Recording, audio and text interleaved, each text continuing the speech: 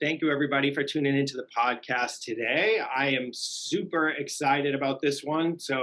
As most of you know, I am Mike Monteforte. I have an estate planning and elder law practice just outside of Boston.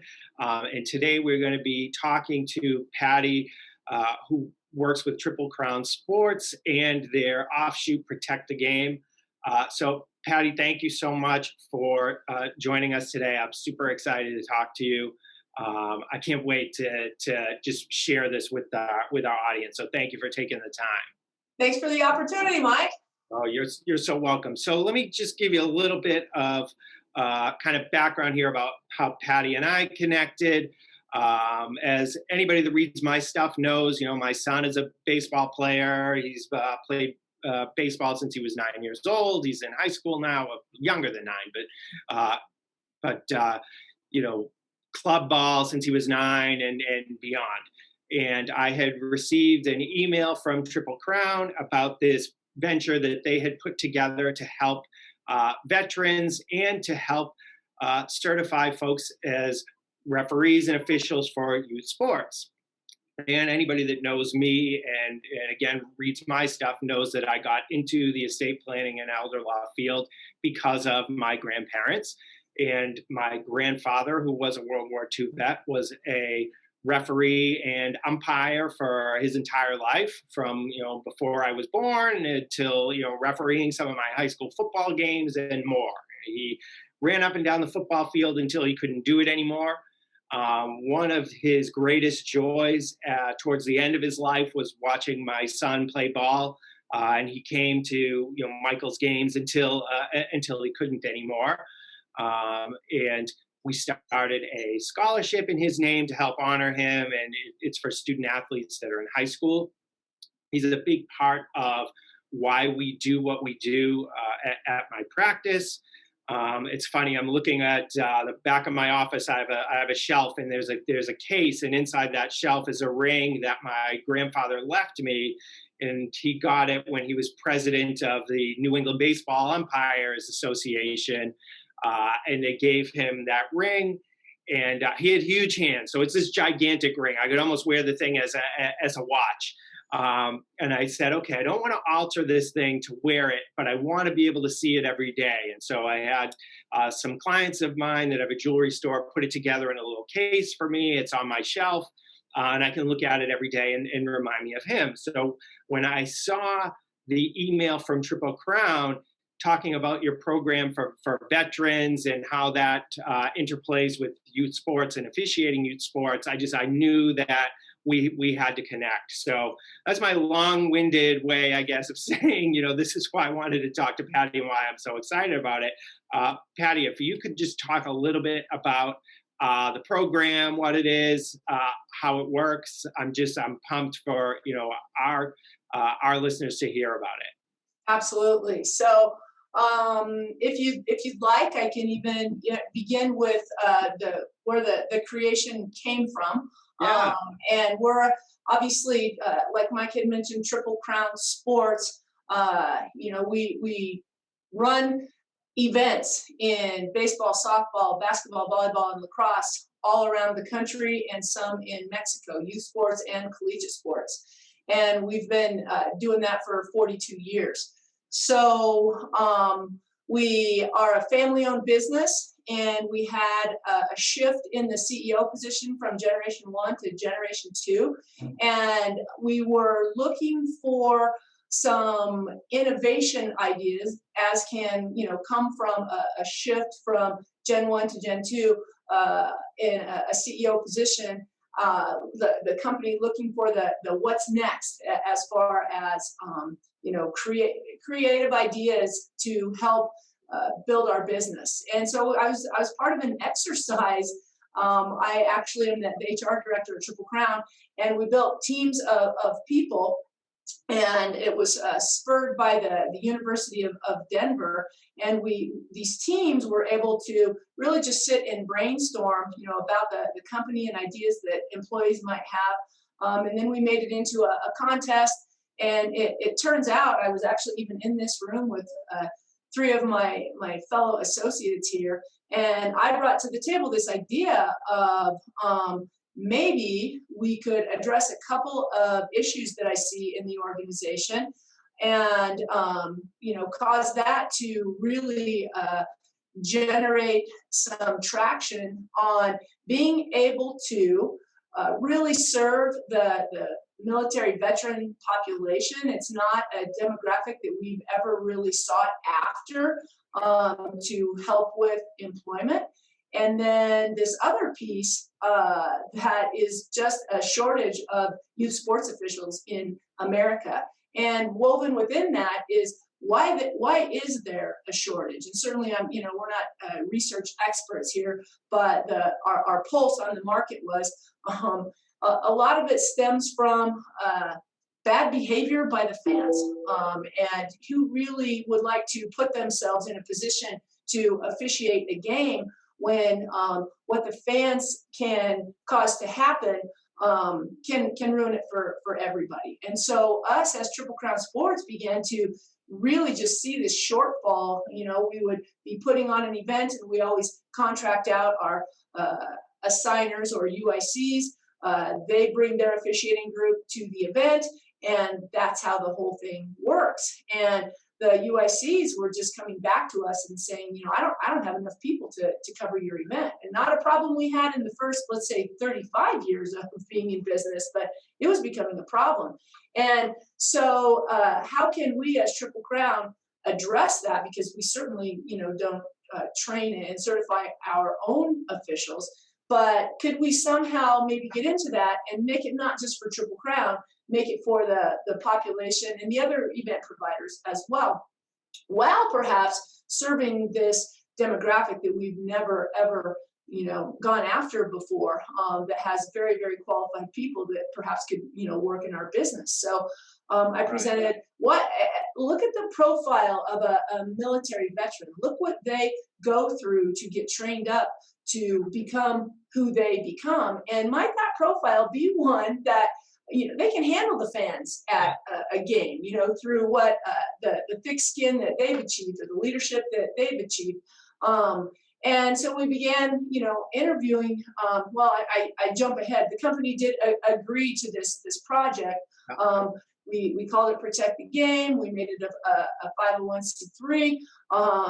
My friend Jordan and I actually have been able to, build the mission statement, the values, the purpose, the strategy, and really attack it and get the word out across America. And what we do is we train, certify, and equip military veterans at no expense to them to become youth sports officials. So far, our strategy has been to really go after the baseball arena, and that's the certifications that we've done. And in the last year and a half, have certified about 120 military veterans to become youth sports officials. Wow. And then it's really nice because with Triple Crown, then we have this platform that we can push them straight into once they're certified, and they can begin earning money. For sure, not a full-time position, but a side gig for those that are interested.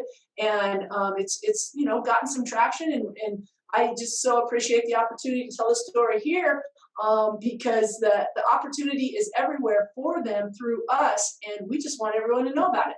Yeah, I think that's so awesome. And it's funny when you mention about dealing with the fans. So my son's in sports, my daughter's in sports, my daughter plays field hockey, she dances. And so, we've been involved with youth sports all of our lives. So, my wife and I live, every other day, sometimes every day at a ball field or field hockey or some sort of field somewhere.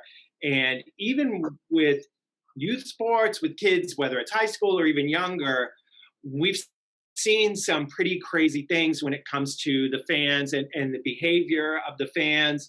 We had a baseball playoff game this past summer where, the police had to come because the parents were getting unruly, and it was crazy, to the point that when my son got old enough, he umpires some of the girls' softball games for the younger girls, and some of the other kids that were in Little League do the same thing. And I go to those games because I worry about leaving him there alone and having to listen to, the parents, even at, just young kids softball games, getting in the face or the ear of the umpires, to the point where I feel like I can't leave him there by himself. I need to be there at these games just in case there are any issues. So that part of it, when you say, especially where we're talking about veterans and they've had, training and experience with leadership and that sort of thing, to be able to handle the fans, as much as I'd like to think that that's not really a thing and not really an issue, it is. It really is. So to be able to have, again, veterans with experience in leadership and the training to be able to deal with this stuff, whether it's diffusing a situation or the thick skin, like you said, makes them ideal for these roles. It really does. It really does, and even beyond that, it's just kind of like a band of people, another association that they can be a part of. Much like just you described with your grandfather, and he rose through the ranks and was the president of these associations, and so it's this sorority, fraternity, club, whatever you want to call it, of these people with something in common, pursuing a common goal, which was, it's missing out of sometimes a military veteran's life. And so to watch what's happened, even with the camaraderie with the males and females that we've certified, has been incredibly special. And I did want to just toss in, for the, as you and I are both involved with these things as passion projects, and they very much it comes from what you spoke about with your grandfather, and where it came from for me is my brother served in Vietnam and is a military veteran, and when he suffered a stroke about 7 years ago, became very, very ill, and we lived in different states. I went there, to address what was going on, and the people that came out of the woodwork to help me were his veteran friends, were his Legion Rider associates, and if it weren't for them, I don't know that he'd still be here today. And I and to help me find a path back to health for him, they were instrumental. Which is at that point I came back to work and said, we've got to find a way to plug into this demographic and help those who make sense for us to provide this opportunity for some kind of wage and something beyond military life once they return to the States. So that's where that came from, as far as that side of the equation. Yeah, and that's great. And it's a sad thing that demographic, our veterans, really in some ways can become a forgotten demographic, and trying to find ways to help them and support them. You mentioned the camaraderie and your brother's fellow vets coming together to help him. That's hugely important. I find that I wish there was more support available, to help these folks, because they're really, when it comes to veterans, either whether it's veterans that were disabled or suffering from PTSD and that sort of thing, I wish that there were more services available, but it really does seem like they're a group that can count on each other, like you said, coming out of the woodwork to help. That camaraderie was very important to my grandfather when it came to, again, being in a football ref and a baseball ump. He loved that part of it. When I was in high school and I played, and I was never very good, but still he was proud to introduce me to his friends that he had been refereeing with for years and years, and since before I was born. And I was terrible, but he's still, oh, this is my grandson. He plays for, Wakefield High School, and blah, blah, blah. He didn't tell him that I stink, but, and then as my son grew older and turned into a baseball player, and, he's someone that, he's a very good baseball player, again, that my grandfather watched and had pride in, and just that camaraderie he was involved with the youth sports and high school sports officials, even when he wasn't out there on the field anymore. He was always, whether they were on the phone calling him to ask him for interpretation of rules and things like that. So he was always involved, and him being able to be involved with that for years and years, he loved it. It wasn't about, yeah, sure, getting paid to do some of these games is fine, but he would have done it for nothing because he loved doing it. So I love what you guys are doing. I am behind it. My heart and soul, just really supports what you do. So what I would like for you to be able to tell, my clients about is, okay, this is a great program. How do we help? How do we support it? What can we do to help help your organization grow and support more veterans, and at the same time fill that void in the officiating for youth sports that everybody else seems scared to do, but we've got this group here that would be willing and happy to do it. How do we help? How do we support you? So the main thing would be, we need to get the word out. I don't come from, nor does Triple Crown come from, nor does Jordan, who's actually our executive director of the program. We don't come from a military background, and so my friend groups aren't necessarily military veterans. And so Jordan and I are trying to plug in wherever we can with people who know veterans and just simply tell them that we have this program. And then the information on the program can be found at our website, which is protectthegame.com. And then it's Jordan and I, and we're easy to talk to. Get in touch with us, email us, and we'll begin to let you know then how you could get involved in our program as a veteran. And really what that is we will go where you are, and we've got trainers all over the country and access to venues all over the country, and we're able to really complete the training of an evening on a Friday night and all day Saturday. Sometimes it goes into Sunday. And then we're very well connected through